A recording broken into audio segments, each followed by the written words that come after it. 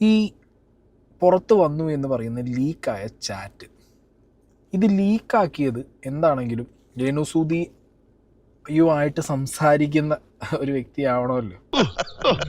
മനസ്സിലാക്കി കളഞ്ഞല്ല. പിന്നെ എടോ ഡയറക്റ്റ് മീറ്റിന് എത്രയാകും എന്ന് പറഞ്ഞില്ല, പ്ലീസ് കോണ്ടാക്ട് മൈ മാനേജർ എന്നൊരു റിപ്ലൈ കൊടുക്കും. പിന്നെ ഒരു റിപ്ലൈ, ഞാൻ നാട്ടിൽ വരുന്നുണ്ട്, ഡയറക്റ്റ് മീറ്റ് ഓക്കെ ആണോ? യാ ആക്കാം.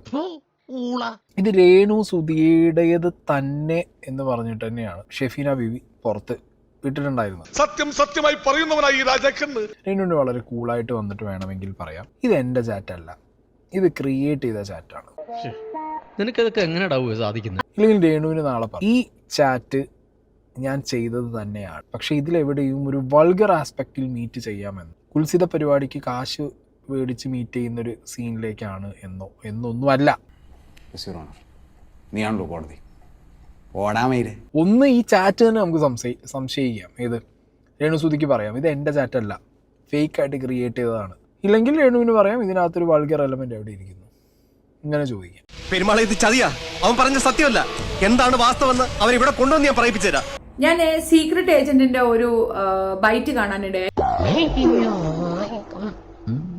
അപ്പൊ സായി പറഞ്ഞെന്ന് പറഞ്ഞാൽ അത് അങ്ങനെ ഒരു ഡൗട്ട് എല്ലാവർക്കും വരാൻ ചാൻസ് ഉണ്ട്, അല്ലെങ്കിൽ അവർ അങ്ങനെയായിരിക്കും പറയാൻ സാധ്യത എന്നുള്ള രീതിയിലാണ് പറഞ്ഞത്.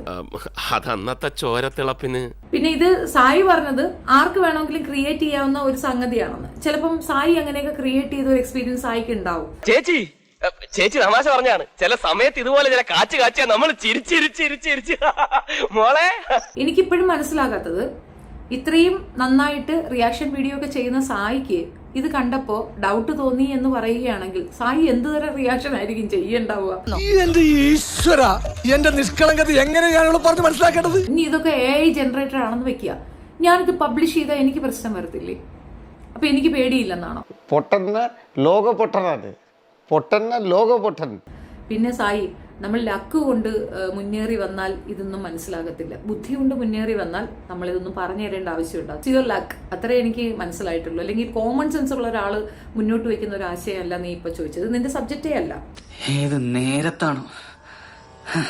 അല്ലെങ്കിൽ നിനക്കത് പറയാൻ പറ്റുന്നത് I am not the one, നിങ്ങൾക്ക് അവരോട് ചോദിക്കാം എന്ന് പറയുന്നതിന് പകരം അത് ഫേക്ക് ആയിരിക്കാമല്ലോ എന്ന് പറയുന്നിടത്ത് ഞാനെന്ന വ്യക്തി കളവാണ് പറഞ്ഞെന്നുള്ള നിന്റെ ആ ധാരണ അല്ലെങ്കിൽ മുൻധാരണ നീ അത് പബ്ലിക്കിലേക്ക് ഇട്ടുകൊടുക്കുന്ന രീതി നീ മുൻപും ചെയ്തിട്ടുണ്ട്. ഏത് പട്ടിക്കും എന്ത് വേണമെങ്കിലും ആഗ്രഹിക്കാം, പക്ഷെ അതൊക്കെ നടക്കണമെന്ന് വാശി പിടിക്കുന്നത് അത്ര നല്ലതല്ല. മുഹമ്മദ് നബിയെ പറ്റി ഞാൻ പറഞ്ഞൊരു കാര്യം എടുത്ത് വീഡിയോ ചെയ്ത മഹാമോനാണ് നീ. നിന്റെ തൊലിക്കട്ടിയും നിന്റെ ആ ഒരു ഇതും ഒന്നും എനിക്ക് എന്നിൽ ഇല്ലാത്തത് കൊണ്ട് ഞാൻ ഇതിനകത്തൊന്നും പറയുന്നില്ല. എനിക്കിത് എന്തിന്റെ കേടായിരുന്നു.